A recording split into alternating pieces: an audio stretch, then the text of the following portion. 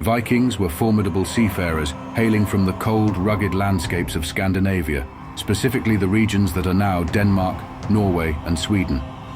Their ancestors had inhabited these harsh northern territories since the last ice age 12,000 years ago. From the late 8th to the late 11th centuries, they embarked on a series of raids, piracy, trade expeditions, and settlements across vast swathes of Europe. Their fearsome reputation for burning, plundering, and killing earned them the name Vikinger, meaning pirate or raider in early Scandinavian languages. The Vikings' success was largely due to their unparalleled shipbuilding skills, which allowed them to navigate both open seas and shallow rivers, striking with speed and precision across the continent. In 789 came the first recorded Viking raid on English soil, when 3 ships from Hordaland, modern Norway, landed on the Isle of Portland on the southern coast of Wessex, where it is written in the author Ethelwerd's Latin translation of a lost Anglo-Saxon chronicle. Suddenly a not very large fleet of the Danes arrived, speedy vessels, to the number of 3. That was their first arrival. At the report, the King's Reeve, who was then in the town called Dorchester, leapt on his horse, sped to the harbour with a few men, for he thought they were merchants rather than marauders, and admonishing them in an authoritative manner, gave orders that they should be driven to the royal town. And he and his companions were killed by them on the spot. And the name of the reeve was Biduhard. Biduhard, his name meaning battle hard, was an Anglo-Saxon reeve, who, in 789, became the first known person killed by a Viking raid in England. 4 years after the first Viking raid on English soil, the early months of 793 are said to have been a period of intense anxiety and foreboding. Later, Anglo-Saxon writers in northern England recalled how immense whirlwinds, flashes of lightning and fiery dragons were seen flying in the air. They thought these aerial phenomena were portents of imminent disaster. Sure enough, a great famine followed, but worse was to come. On the 8th of June, 793, came the second and more prominent Viking raid, where on the Ides of June the harrying of the Heathen destroyed God's church on Lindisfarne, bringing ruin and slaughter. But this assault on Lindisfarne was different. It attacked the sacred heart of the Northumbrian kingdom, desecrating the very place where the Christian religion began in our nation. This event sent tremors throughout English Christendom and marked the beginning of the Viking Age in England and the whole of Europe. Led by Vikings from Norway, the raids on monasteries commenced all along the northeast coast of England, initially targeting Northumberland. The next documented attacks occurred at Jarrow and Monk Wearmouth in 794, where it's said the heathens sailed up the Tyne to the mouth of the Tyne Don, alighted from their ships, and plundered the monastery. The flames from the attacks were so intense that they melted glass. But this time, St. Cuthbert did not let them leave without punishment. Indeed, their leader was killed by a cruel death by the English, and after a short time the strength of a storm battered, destroyed, and pounded their ships, and the sea covered very many. So some of them were cast onto the shore and killed without pity. When the Vikings appeared in the British Isles at the end of the 8th century, England did not exist. Instead, the parts of the island that now fall within England's modern boundaries comprised a number of kingdoms of various sizes. The most significant of them were Wessex in the southwest, Mercia in the Midlands, Northumbria in the north of England, extending into southern Scotland, and East Anglia, covering the present-day counties of Norfolk and Suffolk. There was also Essex, Kent, and Sussex in the southeast of England. But in comparison, these were small client states to the more powerful states of Wessex and Mercia, until all 3 were fully integrated by Wessex in the mid-800s. These kingdoms had developed as a result of the social, political, and economic changes brought about by the withdrawal of Roman authority at the beginning of the 5th century, and substantial migration from Germanic tribes from northern Europe and Scandinavia, specifically the Jutes, Angles, Saxons, and Frisians. They are generally known to us as the Anglo-Saxon kingdoms. In the following years, after the raids in Northumbria, These ruthless pirates continued to make regular raids around the coasts of England, looting treasure and other goods, and capturing people as slaves, or thralls as they were called in Old Norse, and selling them at trading centres such as Hedeby and Bulgar on the Volga and throughout the Islamic world. Monasteries were often targeted for their precious silver or gold chalices, plates, bowls and crucifixes. Gradually, the Viking raiders began to stay, first in winter camps, then settling in land they had seized, mainly in the east and north of England, where they would have lived in tents or perhaps temporary shelters or branches that left no trace. By 850 AD, Vikings were overwintering in England, and by the 860s, they had established strongholds and taken land, violently expanding their landholdings. By 865, the Viking raids were larger and more substantial. The Viking attitude towards England changed, as they began to see it as a place for potential colonization, rather than simply a place to raid.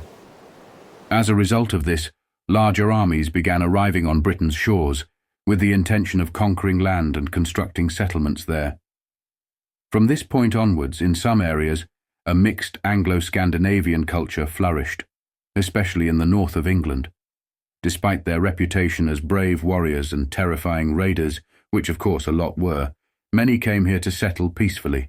The Scandinavian people established permanent homes. These were often wooden longhouses, with thick walls made from wood and mud, and the roofs were layered with thick turfs of grass, or thatched with branches and reeds. In the middle of the house was a long fireplace. Here the food was made. Along the walls there were plank beds, on which the Vikings could sit or sleep. At one end of the house the animals were housed in stalls, if there were no stables at the farm.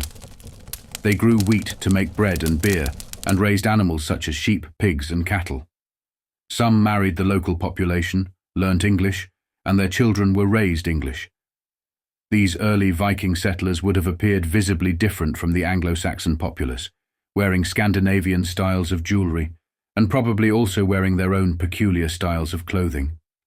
Viking men wore a woolen tunic called a kirtil that reached from their shoulder to their knees, as well as a robe that was closed with a buckle over the shoulder.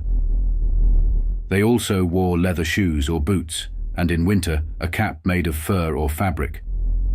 Anglo-Saxon men may have worn leather belts with buckles and carried knives, tools, or amulets at their waists. Viking and Anglo-Saxon men also had different hairstyles. Viking men's hair was shaved at the back and left shaggy on the front, whilst the Anglo-Saxons typically wore their hair long. Viking women wore dresses held up by 2 short straps at the front and 2 longer straps at the back. They may have worn strap dresses over undergarments, such as a linen tunic. Anglo-Saxon women also wore linen tunics as a base layer and may have worn simple gowns with tapered sleeves and full skirts. During this period in the mid-860s, powerful and determined forces were still setting sail from Scandinavia. The fleet of hundreds of Scandinavian warships, which became known as the Great Heathen Army, led by brothers Ubba, Halfdan Ragnarsson and Ivar the Boneless, invaded the Anglo-Saxon heptarchy. The invasion, which is said to be around 3,000 men strong, was organised by the sons of Ragnar Lothbrok to wreak revenge against Ella of Northumbria, who had supposedly executed Ragnar in 865 by throwing him in a snake pit. According to the saga of Ragnar Lothbrok, Ivar did not overcome Ella and sought reconciliation. He asked for only as much land as he could cover with an ox's hide, and swore never to wage war against Ella. Then Ivar cut the ox's hide into such fine strands that he could envelop a large fortress in York, which he could take as his own. The saga of Ragnar Lothbrok claimed Ivar the Boneless could not stand, as there was only gristle instead of bone.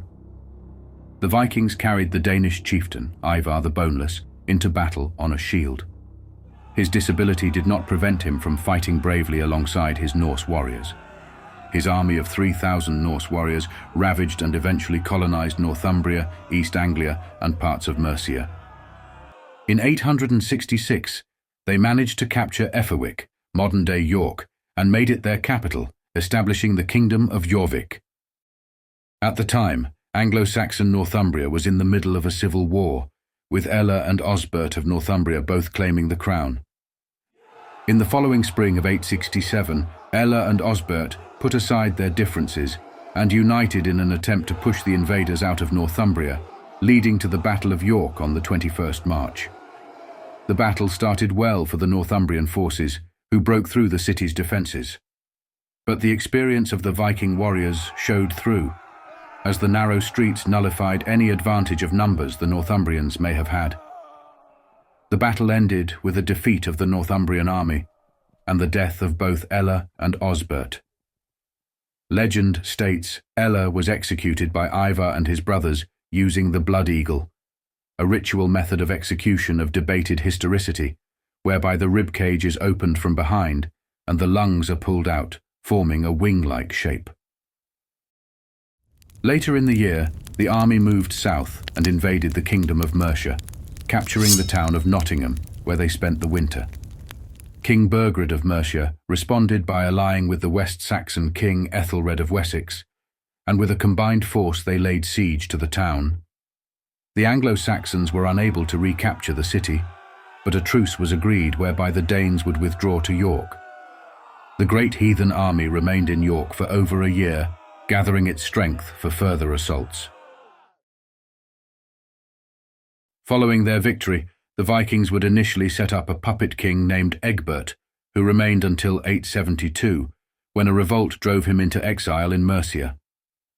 Halfdan Ragnarsson ended the revolt and directly occupied York and the rest of southeast Northumbria, partitioning it among his followers.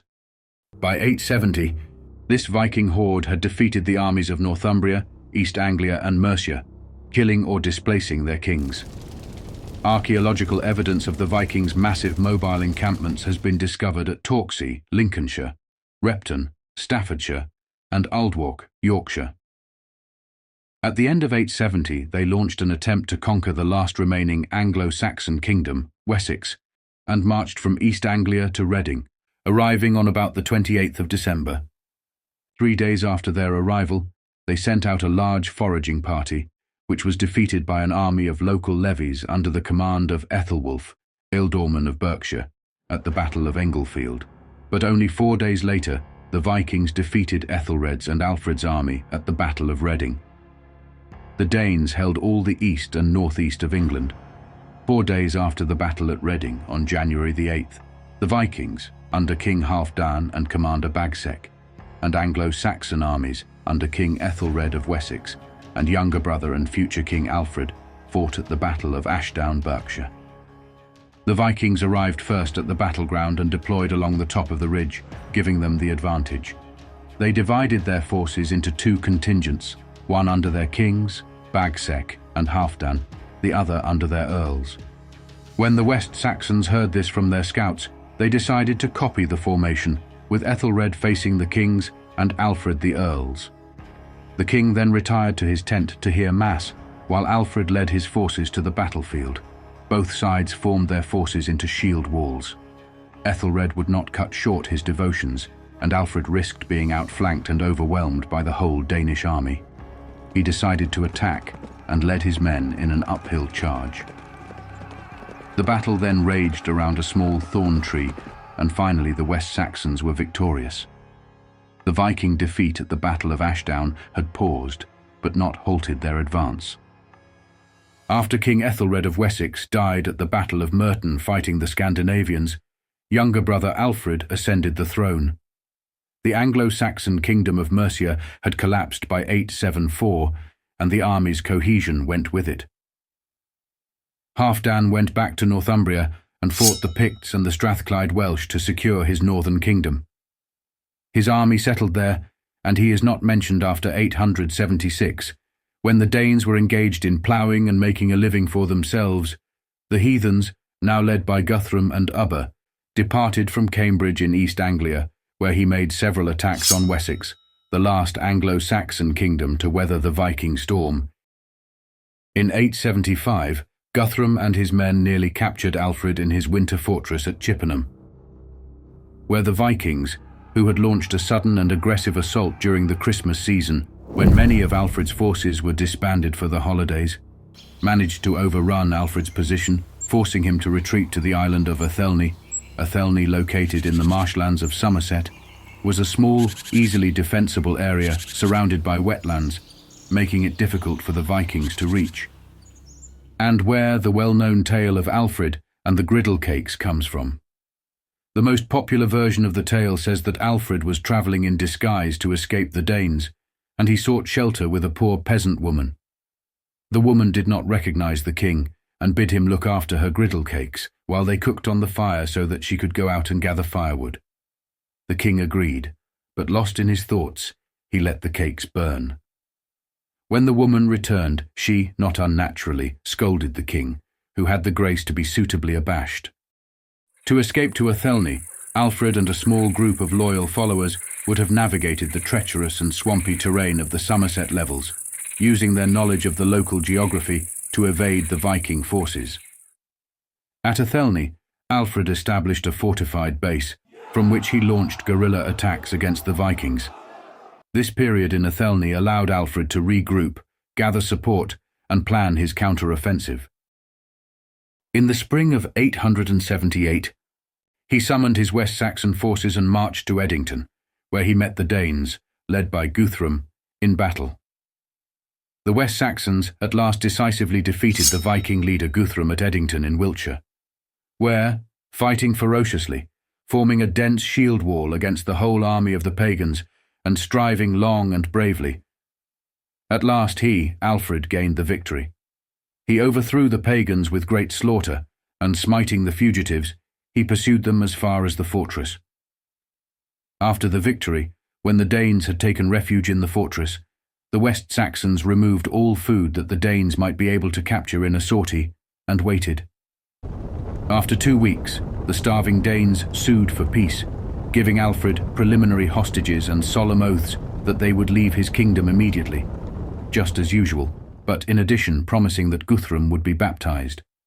It is possible that the enforced conversion was an attempt by Alfred to lock Guthrum into a Christian code of ethics, hoping it would ensure the Danes' compliance with any treaties agreed to. The converted Guthrum took the baptismal name of Athelstan.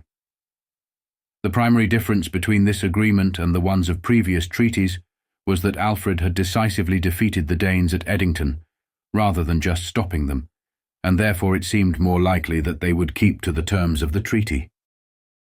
The subsequent negotiated settlement left Viking warlords in effective control of all England north and east of a line running roughly from East London to Chester.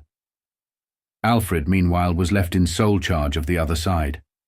Eventually, the great army became settlers, creating the region of England known as the Danelaw. It is estimated that from Denmark alone, 35,000 people immigrated to England. It might sound like a very low number, but at the time it was around the same number of people who lived in London. In the areas that the Vikings took over, the resulting influence of Scandinavian culture was profound. The place names of northern and eastern England are a testament to both the impact of the Vikings' language Old Norse and the individuals who put down roots. Take Grimsby, B, meaning a farm, of a man named Grimmer, and Scunthorpe, Thorpe, meaning the hamlet or village of someone called Skuma. In addition, a number of northern dialectal words, e.g. dale for valley, beck for stream, and fell for mountain, have Old Norse origins, as do a great many common English words, including words related to war and violence, berserk, club, gun, ransack, scathe, slaughter.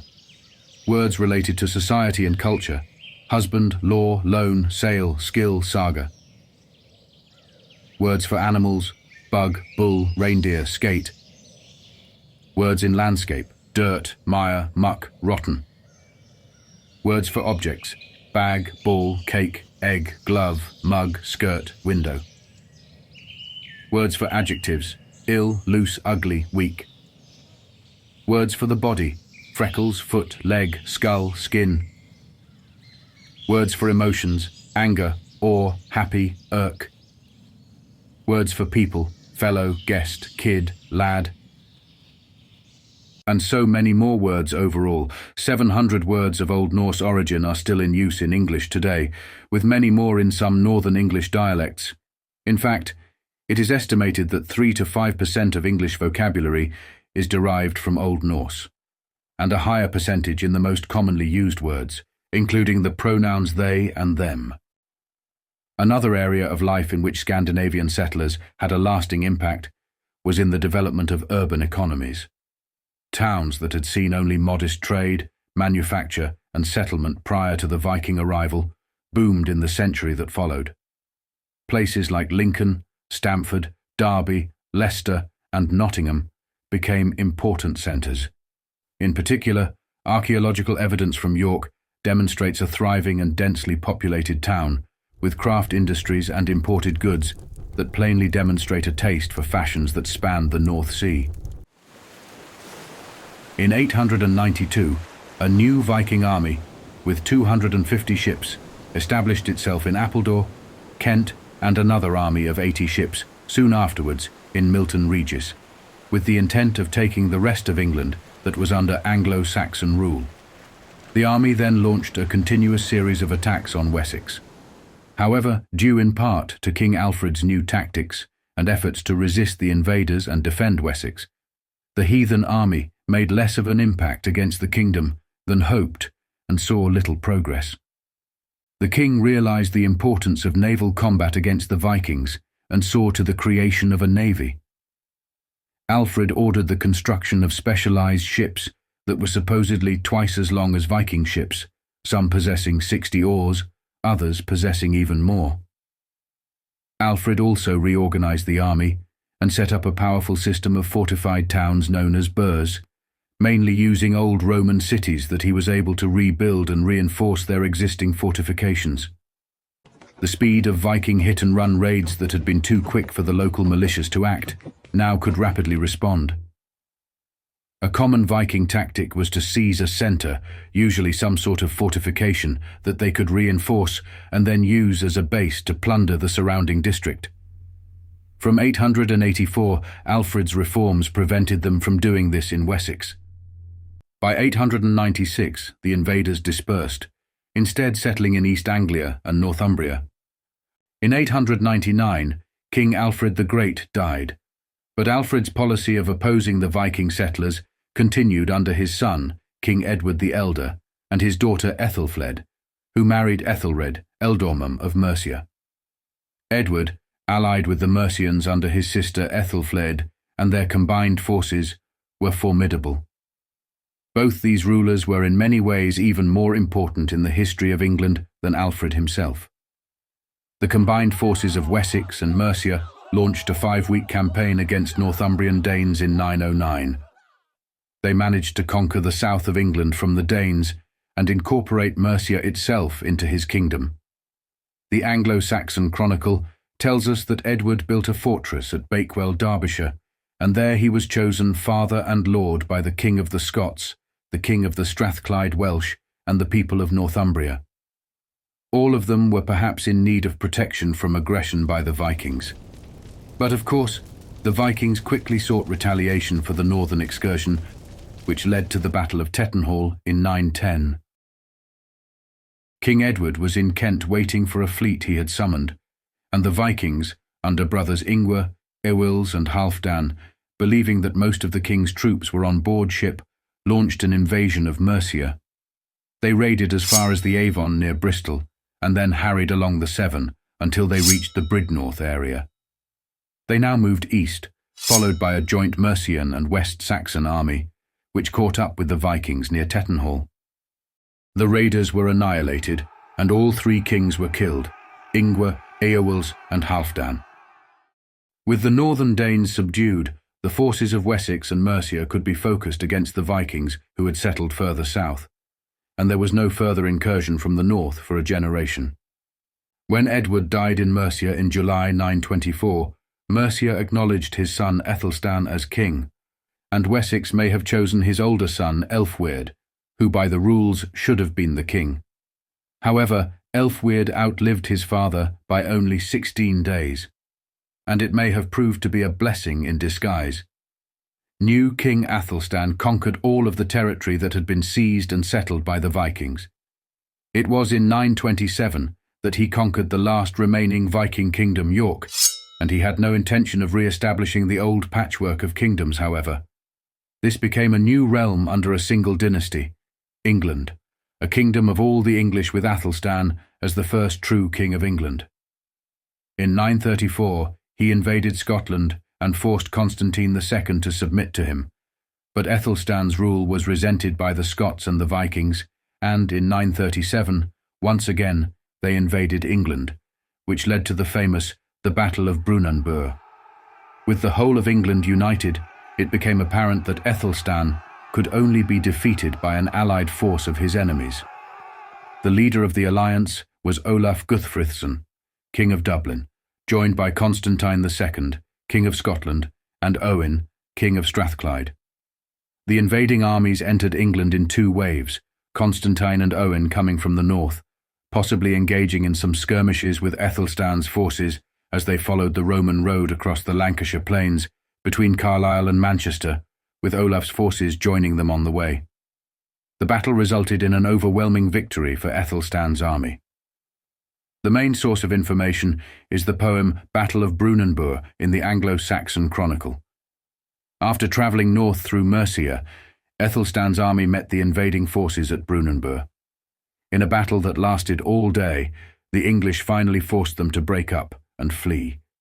There was probably a prolonged period of hard fighting before the invaders were finally defeated. According to the poem, the English clove the shield wall, hacked the war line, with Hammers's leavings. There lay many a soldier of the men of the north, shot over shield, taken by spears, likewise Scottish also, sated, weary of war. Ethelstan and his army pursued the invaders until the end of the day, slaying great numbers of enemy troops. Olaf fled and sailed back to Dublin with the remnants of his army, and Constantine escaped to Scotland. Owain's fate is not mentioned.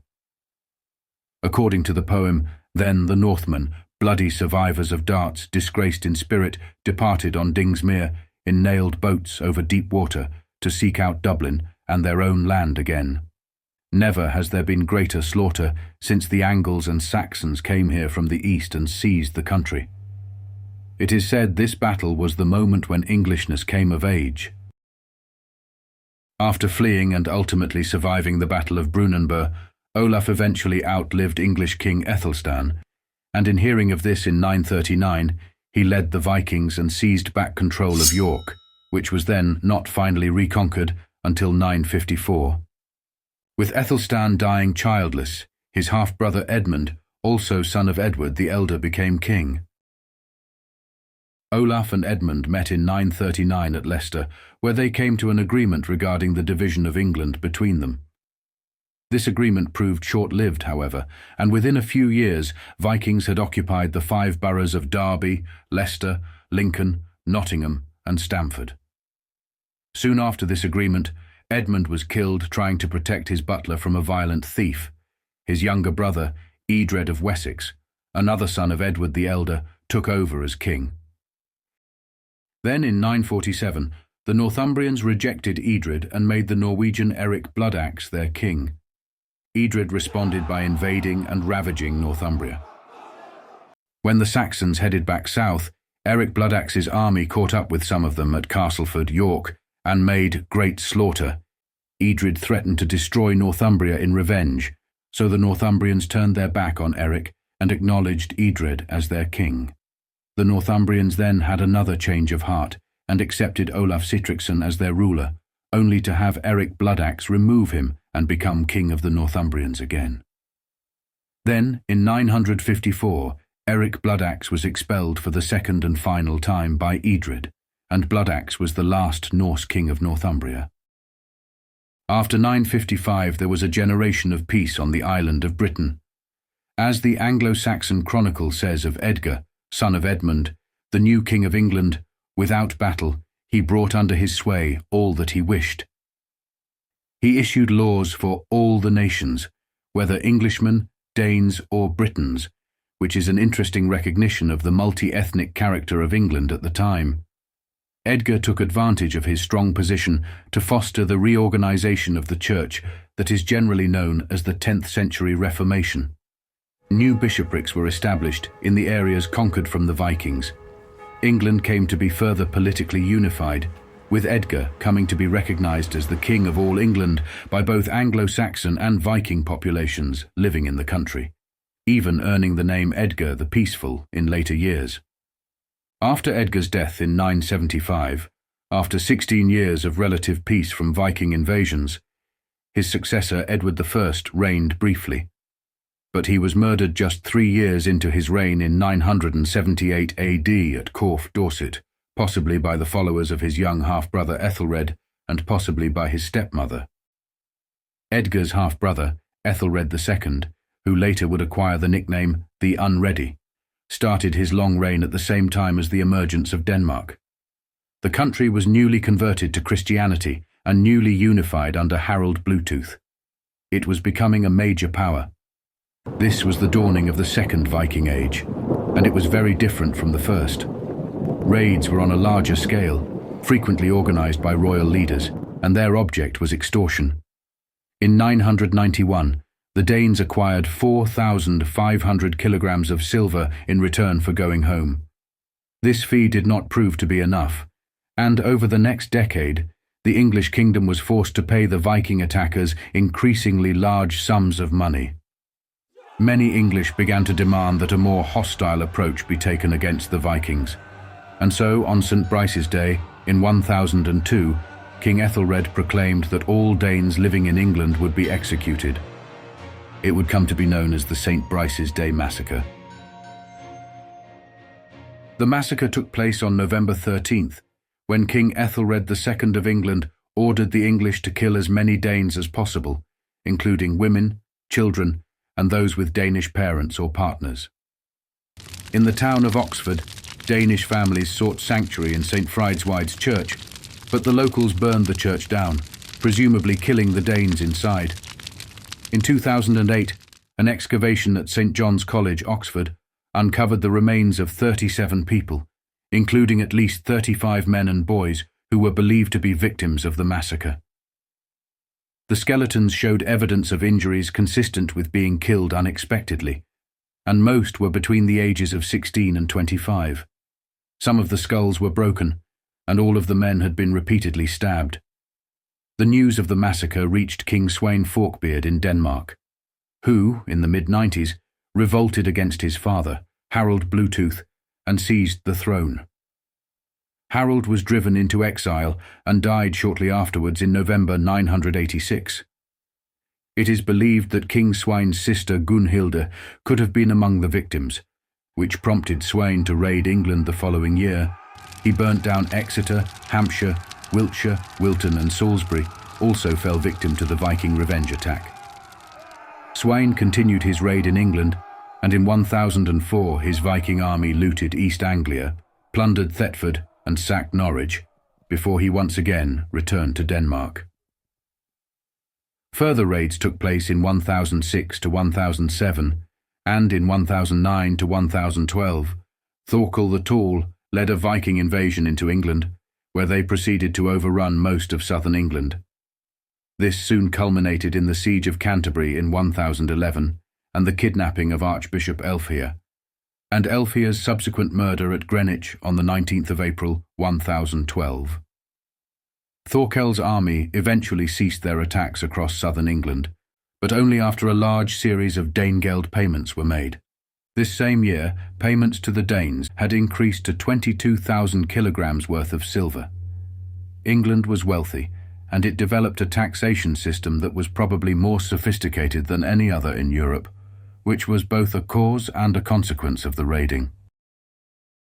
In 1013, Sweyn Forkbeard returned to invade England with a large army, where it said in the Anglo-Saxon Chronicle, "Before the month of August came King Sweyn with his fleet to Sandwich." He went very quickly about East Anglia into the Humber's mouth, and so upward along the Trent till he came to Gainsborough. Earl Uchtred and all Northumbria quickly bowed to him, as did all the people of the Kingdom of Lindsey, modern Lincolnshire, then the people of the 5 boroughs. He was given hostages from each shire. When he understood that all the people had submitted to him, he bade that his force should be provisioned and horsed. He went south with the main part of the invasion force, while some of the invasion force, as well as the hostages, were with his son Cnut. After he came over Watling Street, they went to Oxford, and the town dwellers soon bowed to him and gave hostages. From there, they went to Winchester, and the people did the same, then eastward to London. But the Londoners put up a strong resistance because, in an interesting turn of events, maybe disillusioned by the Archbishop's murder and sensing that he was losing control over his men, Thorkel the Tall and several other loyalists entered into the service of the English King Ethelred the Unready as mercenaries, apparently also claiming because it would be more interesting. Sweyn then went west to Bath, where the Western Thanes submitted to him and gave hostages. Due to Sweyn's unforgiving relentlessness, the Londoners then followed suit, fearing Sweyn's revenge if they resisted any longer. King Ethelred sent his sons Edward and Alfred to Normandy, and himself spent Christmas on the Isle of Wight, and then followed them to Normandy into exile. With this victory, Sweyn Forkbeard ascended the throne and became the first Viking king of England in the year 1013 on Christmas Day. Based in Gainsborough, Lincolnshire, Sweyn began to organise his vast new kingdom. However, Sweyn's reign only lasted for a matter of weeks. How he died is not certain. One account describes him falling from his horse, and another that he died of an apoplexy. Sweyn's younger son, Cnut, was proclaimed King of England by the people of the Danelaw. However, English noblemen sent a deputation to the exiled Ethelred to negotiate his restoration to the throne. He was required to declare his loyalty to them, to bring in reforms regarding everything that they disliked, and to forgive all that had been said and done against him in his previous reign. The terms of this agreement are of great constitutional interest in early English history, as they are the first recorded pact between a king and his subjects. They are also widely regarded as showing that many English noblemen had submitted to Sweyn simply because of their distrust of Ethelred. Ethelred then launched an expedition against Cnut and his allies. Only the people of the Kingdom of Lindsey supported Cnut.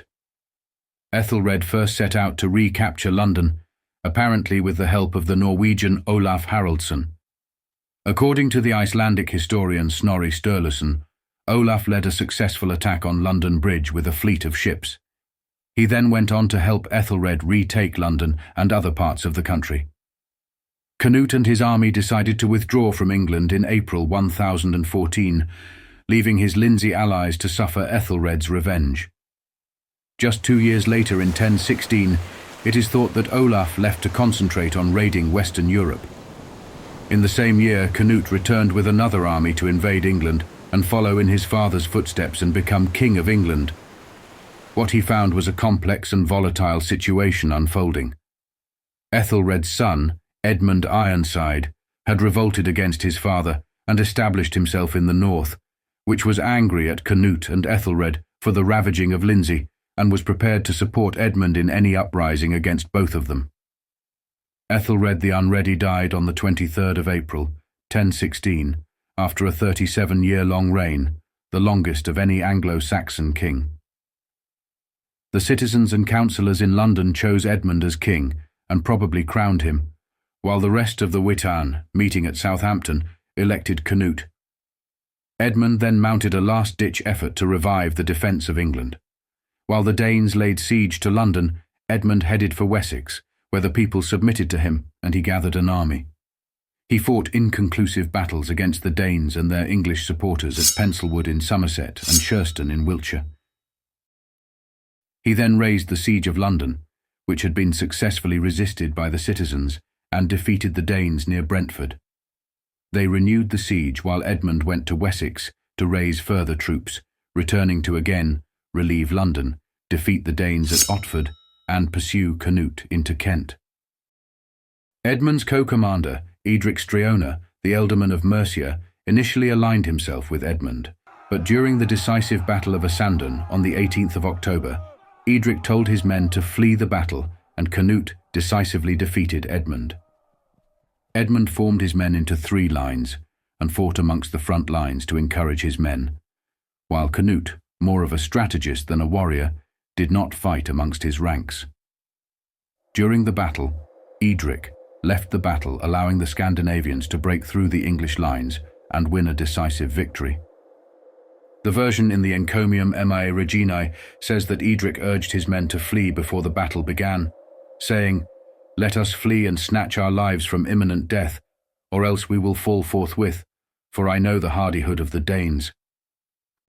Seeing a good chunk of his army leave the field, Edmund was undeterred. He told his warriors that they were better off without the craven men who deserted them, and he advanced into the midst of the enemy, cutting down the Danes on all sides. Edric Streona had previously defected to Cnut when he landed in England, but after Cnut's defeat at the Battle of Otford, he came back to the English. However, this was a trick, as he again betrayed the English at Sandun. After this, the two armies faced each other again in the Forest of Dean in Gloucestershire, when Edmund invited Cnut to fight him in single combat, in an attempt to limit the loss of life to decide the issue. The Danish king, arguing that Edmund's great size and strength made it an unfair competition, declined and suggested instead that they should partition the kingdom. Edmund retained Wessex, East Anglia and London, while Cnut took Mercia and Northumbria. This agreement would remain in force until the death of one of the participants in the treaty, at which time all lands would revert to the survivor.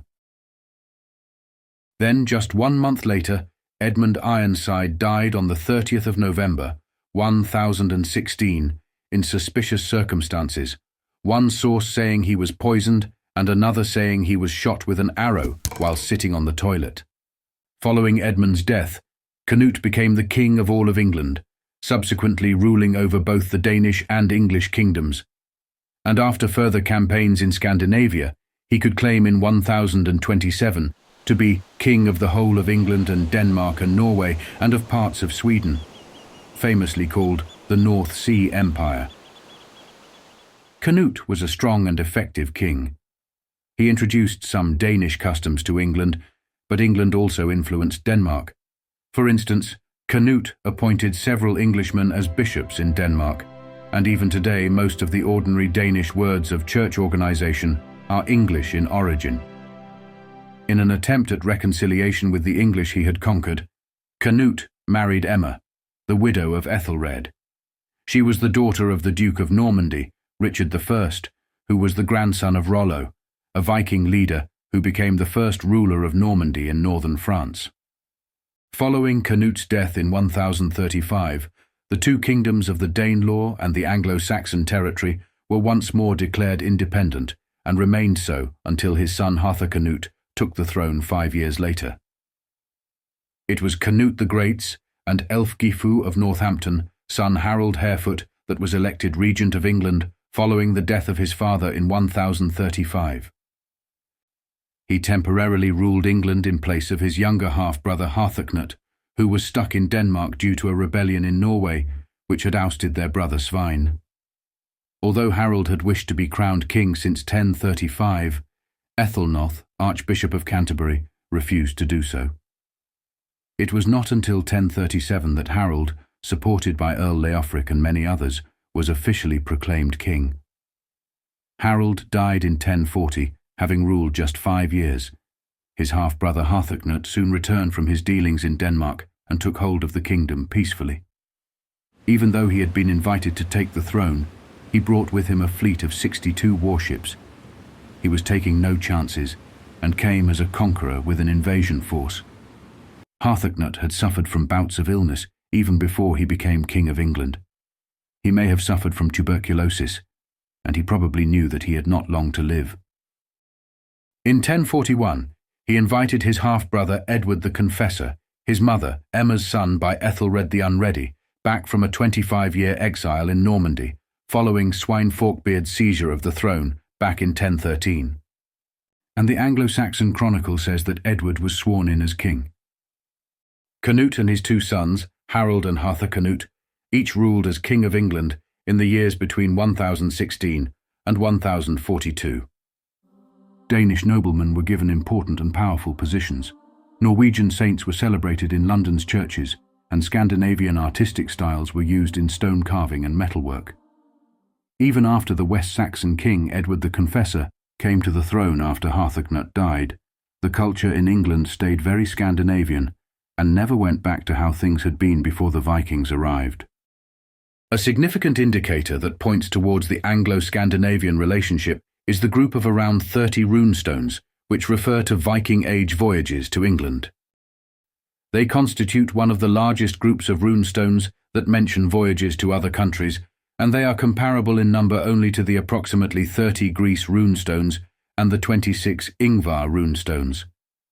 They were engraved in Old Norse with the younger Futhark, or otherwise called Scandinavian runes, a runic alphabet made from 16 letters.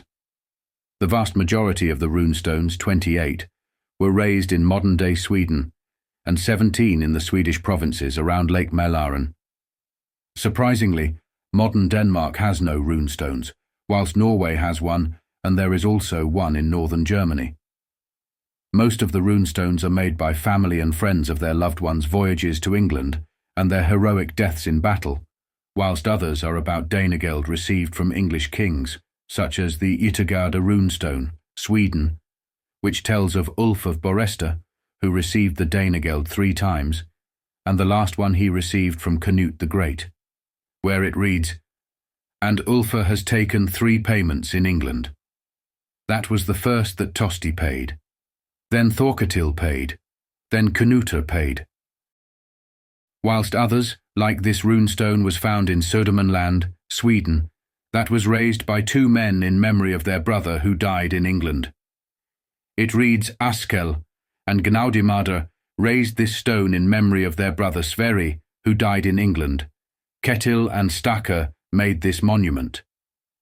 Another in Västmanland, Sweden, reads, "Gunvalda had this stone raised in memory of Geirfaster, his son, a good fearless man, and he had travelled to England. May God help his soul." One more in the same area reads, "Rauda raised this stone in memory of Toki, his brother, a very good courageous man, who was killed in England." The one runestone in Norway was raised in memory of a son who died in service with the army of Cnut the Great when he attacked England. It reads, "Arnstein raised this stone in memory of Björn, his son who died in the retinue when Cnuta attacked England. God is one." In the mid-11th century, because of the extensive trade networks with Christian Anglo-Saxon and other Christian areas of Europe, the Scandinavian Vikings started to change. They embraced the medieval Christian religion, and there were very few new attacks from Scandinavia. However, this relative peace was disrupted in 1066, when the Norwegian king Harald Hardrada launched a major invasion, and he smelt blood. The death of King Edward the Confessor of England in January 1066 had triggered a succession struggle in which a variety of contenders from across northwestern Europe fought for the English throne. These claimants included the King of Norway, Harald Hardrada. Even though the Witan, the Anglo-Saxon government, convened and chose Harold Godwinson to succeed him. Harold was a son of Godwin, a powerful Earl of Wessex, and of Githa Thorkelsdottir, whose brother Ulf the Earl was married to Estrid Svensdatter, the daughter of King Sweyn Forkbeard and sister of King Cnut the Great of England and Denmark. But Harald Hardrada wanted it all for himself, which eventually led to the Battle of Stamford Bridge in 1066, to crown himself King of England and Norway. Hardrada was joined by further forces recruited in Flanders and Scotland by Tostig Godwinson, Harold Godwinson's brother. Tostig was at odds with his elder brother Harold, who had been elected king by the Witan on the death of Edward. Having been ousted from his position as Earl of Northumbria and exiled in 1065, Tostig had mounted a series of abortive attacks on England in the spring of 1066. Ex-Northumbrian King Tostig was disliked by the Northumbrians, aside from the fact that Tostig was from the south of England, a distinctly different culture from the north, who hadn't seen a southern earl in several lifetimes. Tostig was said to have been heavy-handed with those who resisted his rule, including murdering several members of leading Northumbrian families. On the 3rd October, 1065, the Thegns of York and the rest of Yorkshire descended on York and occupied the city. They killed Tostig's officials and supporters, then declared Tostig outlawed for his unlawful actions. This is where the embittered Tostig left Northumbria, fleeing first to his brother-in-law Baldwin V, Count of Flanders, and then to his ally Malcolm of Scotland, where he gathered forces. He then made contact with King Harald Hardrada of Norway and persuaded him to invade England. Hardrada and the vengeful Tostig assembled a fleet of 300 ships and crossed the North Seas and sailed up the Humber River. Combined with reinforcements picked up in Orkney, the Norwegian army most likely numbered between 7,000 and 9,000 men. Preceding the Battle of Stamford Bridge was the Battle of Fulford on September 20th, between the Anglo-Saxon Northumbrians and Mercian armies against Hardrada's invading Viking warriors. It started with the English spreading their forces out to secure their flanks. On their right flank was the River Ouse, and on the left was the Fordland, a swampy area. The disadvantage to the position was that it gave Harold higher ground, which was perfect for seeing the battle from a distance. Another disadvantage was that if one flank were to give way, the other one would be in trouble. If the Anglo-Saxon army had to retreat, it would not be able to because of the marshlands. They would have to hold off the Norwegians as long as possible.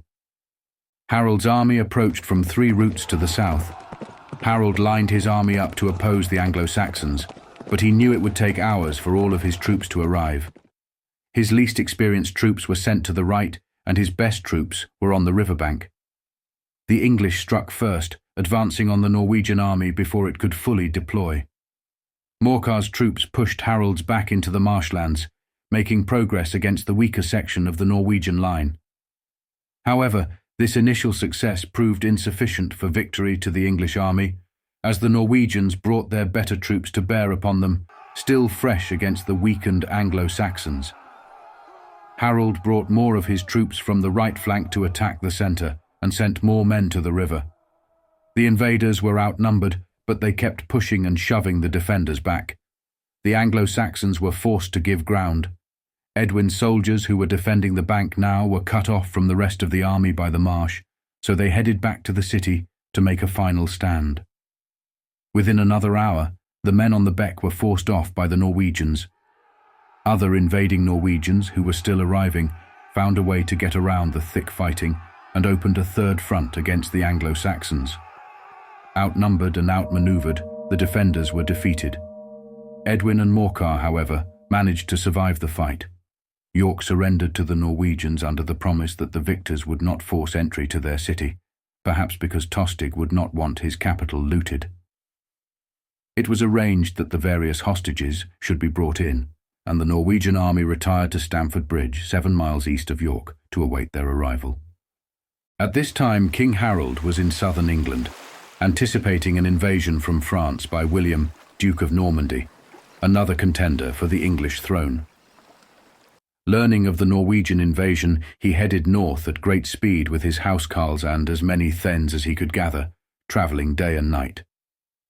He made the journey from London to Yorkshire, a distance of about 185 miles, or 298 kilometres, in only 4 days. To put into perspective how much of a monumental march that was, the Roman army were expected to march 20 miles a day, and Harold and his men done 185 miles in 4 days, just under 50 miles a day. This enabled him to take the Norwegians completely by surprise. Having learned that the Northumbrians had been ordered to send the additional hostages and supplies to the Norwegians at Stamford Bridge, Harold hurried on through York to attack them at this rendezvous on 25th September. Until the English army came into view, the invaders remained unaware of the presence of a hostile army anywhere in the vicinity.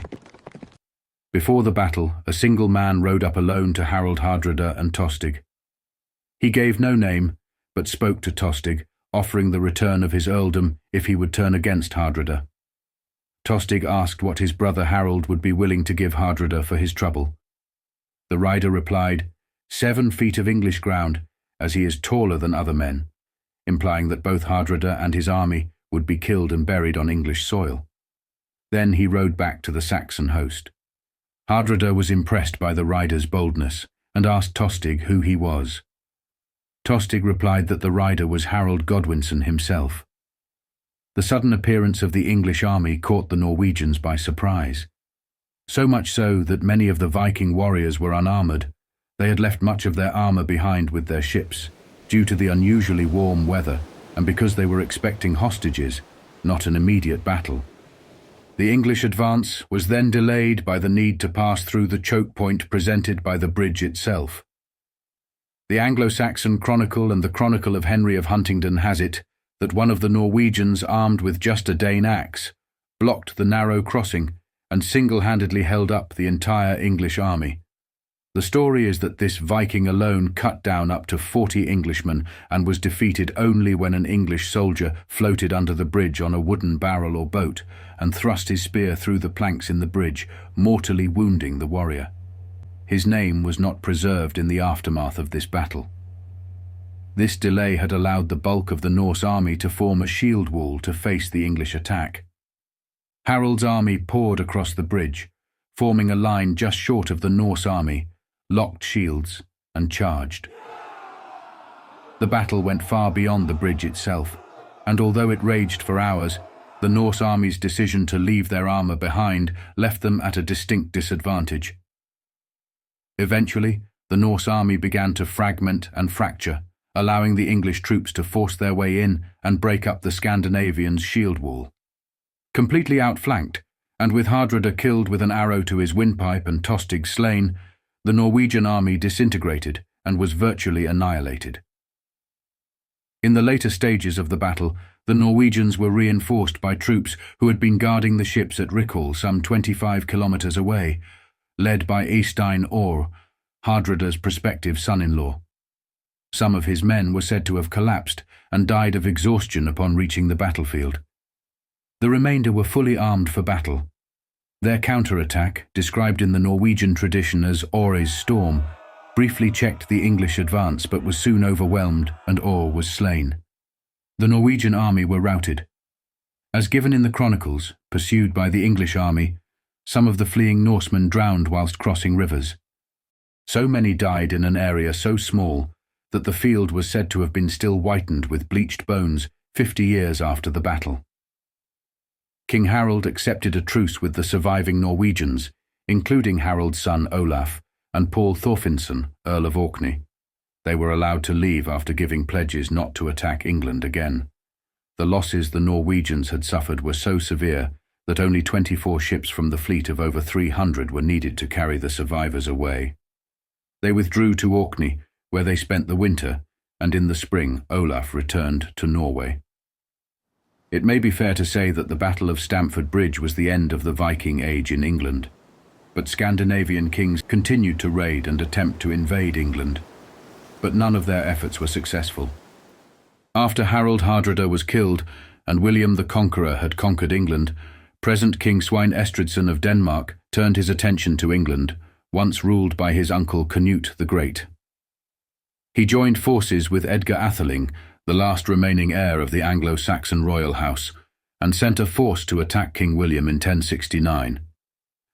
However, after capturing York, Sweyn accepted a payment from William to desert Edgar, who then returned into exile in Scotland. Sweyn failed another attempt in 1074/1075.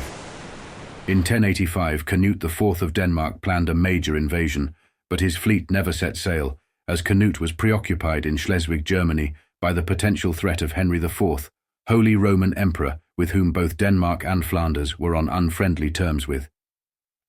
In 1152, King Eystein II of Norway took advantage of the civil war during Stephen's reign to raid the east coast of England, sacking Hartlepool, County Durham and Whitby, Yorkshire.